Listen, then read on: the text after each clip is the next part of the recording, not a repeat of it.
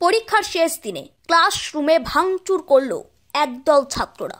উত্তর দিনাজপুর জেলার ইটাহার উচ্চ বিদ্যালয়ে মাধ্যমিক পরীক্ষার সিট পড়েছিল বানবুল উচ্চ বিদ্যালয়, মারনার উচ্চ বিদ্যালয়, কাপাসিয়া উচ্চ বিদ্যালয় ও দিকনা হাই স্কুলের পড়ুয়াদের।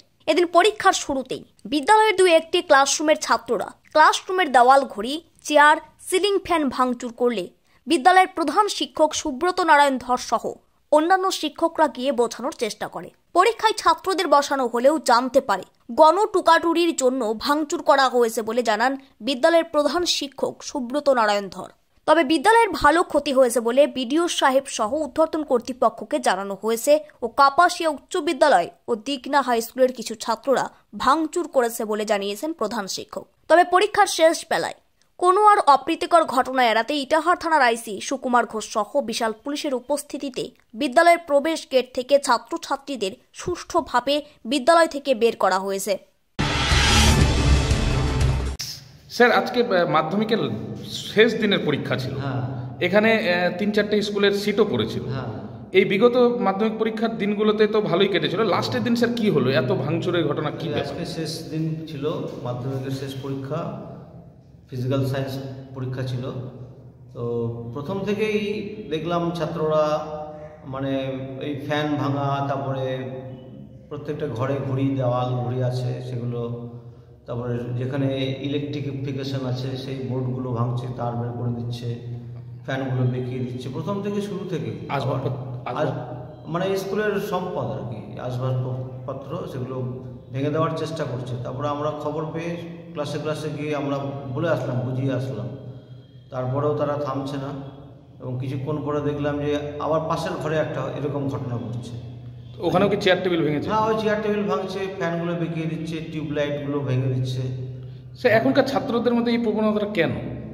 এখন দেখেন, এখন তো ছাত্রছাত্রীরা তেমনভাবে পড়াশোনাও করে না। সারা বছর পড়াশোনা করলে তো পরীক্ষার হলে এসে লিখতে পারবে, তো ওই জন্য এই পড়াশোনা করে না, তো এখন দেখে দেখে লিখতে হবে, সেই সুযোগ সুবিধাটা করে দিতে হবে। সেটা করে দেন না? সেটা তো হবে না, সেটা সেই জন্য তো পরীক্ষা, আর টিচাররা তো সেটা অ্যালাউ করবে না কখনোই। তারই পরিপ্রেক্ষিতে তারই পরিপ্রেক্ষিতে এইটাই রেজাল্ট। একটু ভীষণ গার্ড হচ্ছে, এটাও যেটুকু আমাদের সতর্কতা অবলম্বন তো করতেই হবে। আর এক ছাত্র মোবাইল নিয়ে এসে বাথরুমে চলে গেছে, সেখানে লুকিয়ে রেখে আসছে। আমরা সেখানে গিয়ে দেখি এক মোবাইল পড়ে আছে, সেই মোবাইলটা নিশ্চয়ই এটা বুঝতে পারছেন কি সেই মোবাইলটা বাজেয়াপ্ত করে? হ্যাঁ, সেই মোবাইলটা আমরা নিয়ে নিয়েছি, শেষ করে রেখেছি। কোন স্কুলের ছাত্র ছিল ওটা? কাপাসিয়া হাই স্কুলের। আর যারা এই ঘটনা ঘটালো তারা কোন স্কুলের? বেশিরভাগটাই কাপাসিয়া আর দিগনা হাই স্কুল।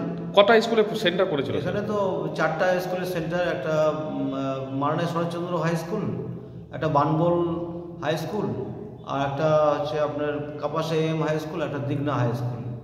আচ্ছা, কতজন পরীক্ষার্থী ছিল স্যার? পরীক্ষার্থী 296 জন পরীক্ষা দিচ্ছে আমাদের সেন্টারে। তারপর পুলিশকে জানালেন? পুলিশকে জানালাম যে এরকম আরও ভয়ের কারণ হতে পারে, গার্জিয়ানরাও বিষয়টা জানতে পারলো। আর কিছু গার্জিয়ানও আছে ছাত্রদের হয়ে 2-4 কথাও বলে যাচ্ছে, কেন এত কড়া গার্ড হচ্ছে, কেন এত ছাত্রদের ভয় দেখানো হচ্ছে। ভয় দেখানো হয় না, কড়া গার্ডও দেখানো হয় না।